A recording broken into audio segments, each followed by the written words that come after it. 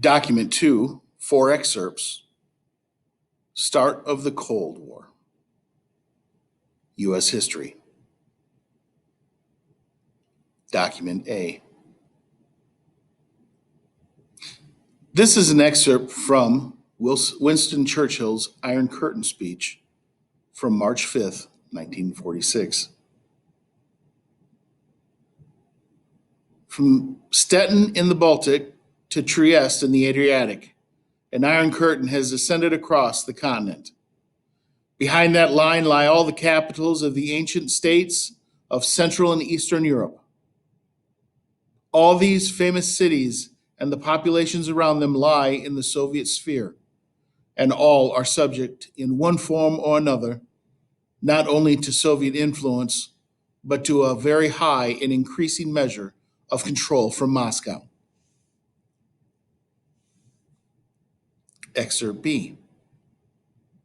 This is an excerpt from President Truman's speech to Congress, March 12, 1947.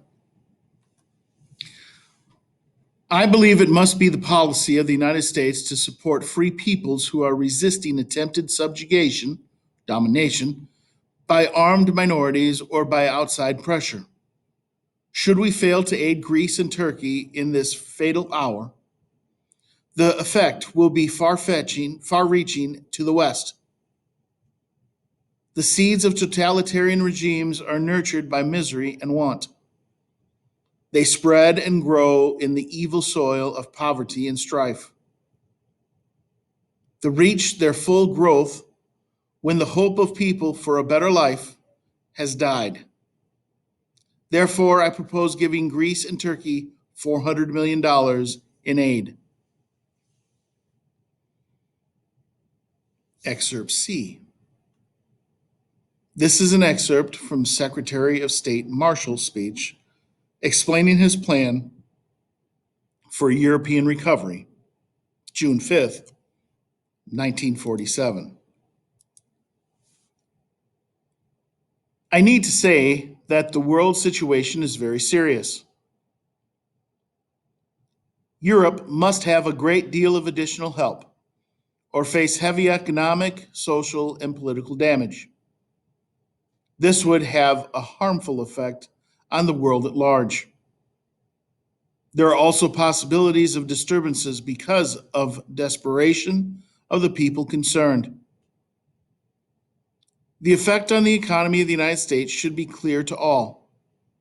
So the United States should do whatever it can to help restore normal economic health to the world. Without this, there can be no political stability or peace.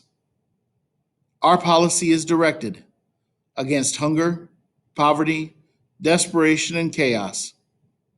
Its purpose is to revive a working economy in the world.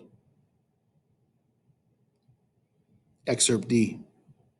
This is an excerpt from the North Atlantic Treaty, which was signed by the United States, Canada, and 10 nations of Western Europe in 1948.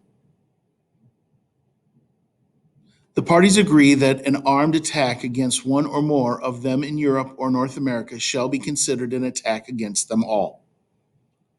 They agree that if such an armed attack occurs, each of them will assist the party or parties so attacked.